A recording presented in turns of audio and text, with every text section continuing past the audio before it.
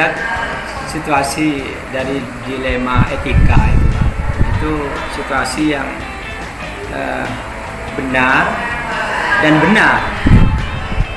Sedangkan kalau bujukan moral itu punya konsekuensi, bisa benar bisa salah. Apakah permasalahan itu menyangkut dengan masalah benar dengan benar, atau itu berarti merupakan dilema etika? Kalau permasalahannya itu menyangkut tentang permasalahan yang benar dengan salah, itu adalah rujukan moral.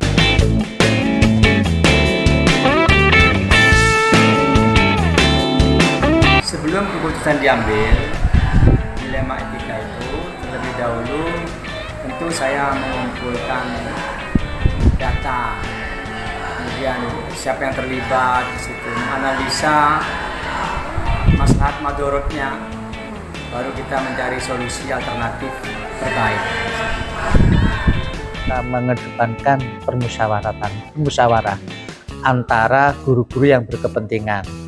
Mengenai masalah siswa adalah kita kumpulkan ya, guru-guru yang berkepentingan, diantaranya BK, kemudian wali kelas, dan juga menyangkut dengan orang tua.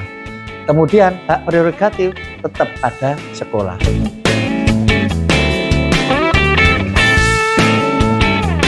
Langkah-langkah yang saya ambil itu tentu mengumpulkan beberapa hal yang di situ mereka yang terlibat, pelanggaran itu melanggar hukum atau hanya moral, atau risikonya di mana di situ, risiko besar kecilnya, sehingga saya baru membuat alternatif solusi. Pertama, yaitu kita mengidentifikasi masalah. Jadi masalah itu biar jelas, apakah masalah yang berkaitan dengan dilema etika ataukah permasalahan itu yang berkaitan dengan rujukan moral. Jadi harus jelas. Langkah berikutnya yaitu kita musyawarahkan bersama ya, untuk membicarakan tentang permasalahan itu. Kemudian yang berikutnya mencari alternatif penyelesaian terhadap permasalahan-permasalahan yang terjadi.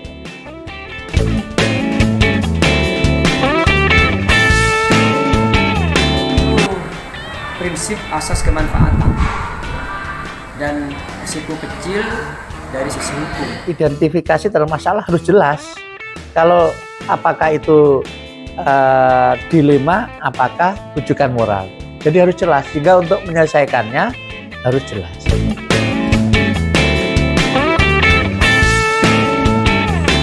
Tantangan dalam mengambil keputusan dilema etika itu harus berani mengambil risiko bahwa tidak semua keputusan itu memuaskan semua pihak, memenuhi selera semua pihak.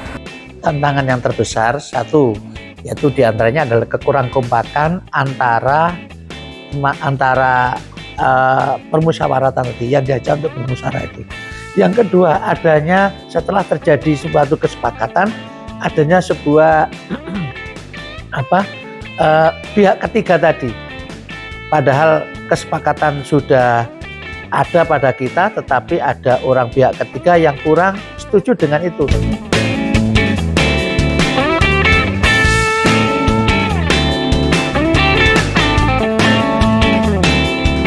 Tergantung dampaknya. Tentu kita yang penting sudah harus melakukan pertimbangan yang matang dengan berbagai aspek tadi, melibatkan banyak orang, sehingga kapan harus diputuskan itu bisa jadi harus cepat kalau memang itu dibutuhkan, dan bisa tentu tidak harus seketika, perlu waktu yang lebih matang. Apakah permasalahan itu harus bisa kita selesaikan dalam waktu yang singkat, maka harus selesai hari itu. Tetapi kalau permasalahan itu sangat sangat berat yang harus diselesaikan dengan step by step, maka harus kita berikan jadwal yang jelas sehingga permasalahan itu bisa diselesaikan dengan baik.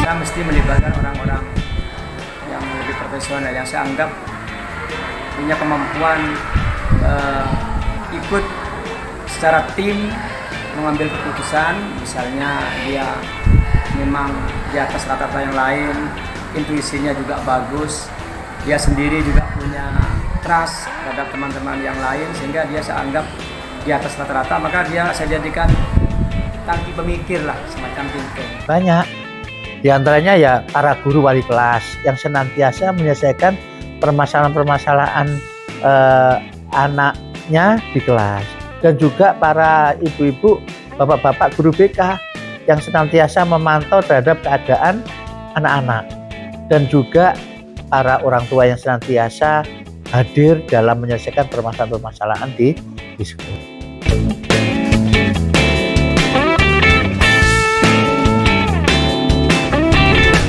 Kita mengambil keputusan itu, pertama harus bertanggung jawab tentunya.